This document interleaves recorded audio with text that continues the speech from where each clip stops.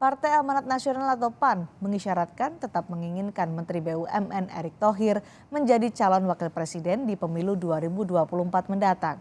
Sementara mengenai calon presiden, PAN siap berkomunikasi dengan partai politik lain.